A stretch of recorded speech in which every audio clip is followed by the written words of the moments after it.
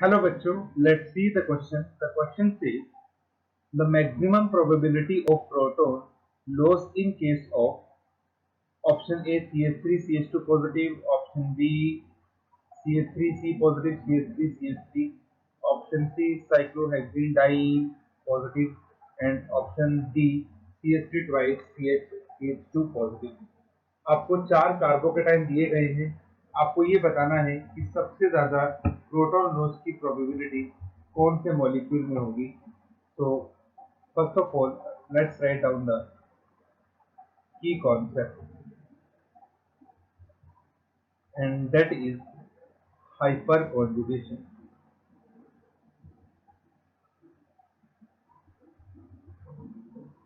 Hyper conjugation होगी यहाँ पे। तो उस हाइपर कॉन्जुगेशन के बेसिस पे हमें ये चीज देखनी है कि किस मॉलिक्यूल में कितनी ज्यादा स्टेबिलिटी आएगी। So after loss of proton या loss of H positive, more is stability,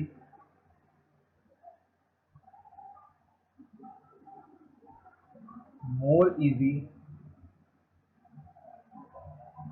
is proton loss. उतना ही इजीली वहां से प्रोटॉन का लॉस हो जाएगा। अब हमें ये देखना है कि जो हमारा फर्स्ट वाला स्ट्रक्चर है, सबको एक एक करके हम डिस्कस करते हैं। तो फर्स्ट वाले स्ट्रक्चर में आपके पास कार्बोकेटाइन के नेक्स्ट कार्बन को हम अल्फा बोलते हैं। तो इसमें हमारे पास टोटल 3 अल्फा हाइड्रोजन है।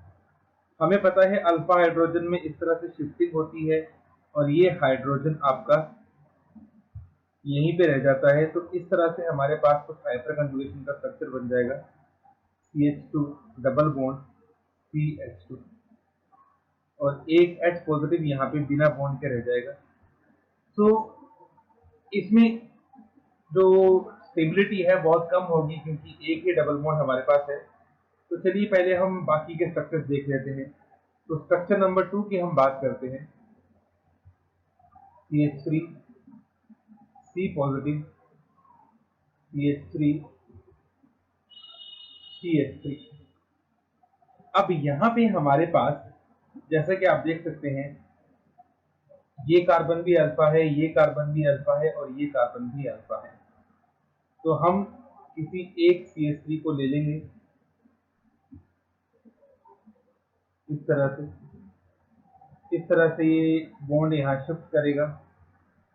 तो हमारे पास बन जाएगा CH3 C CH3 double bond CH2 और एक H पॉजिटिव इस तरह से हमारे पास रहेगा।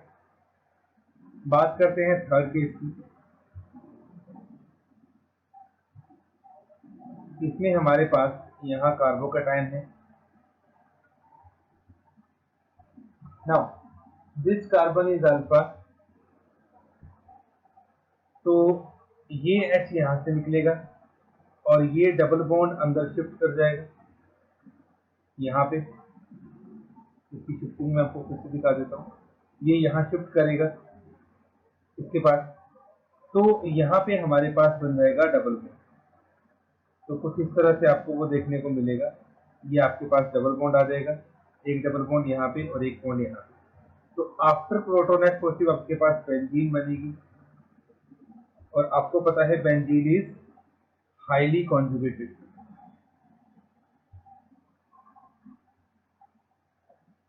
तो इसके हाईली कॉन्जुगेटेड होने की वजह से ये बहुत ज्यादा स्टेबल होगी।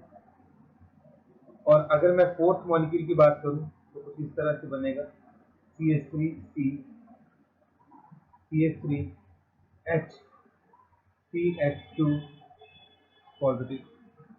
तो इस केस में हमारे पास ये प्रोटॉन निकला अल्फा कार्बन का, ये यहाँ पे आ गए।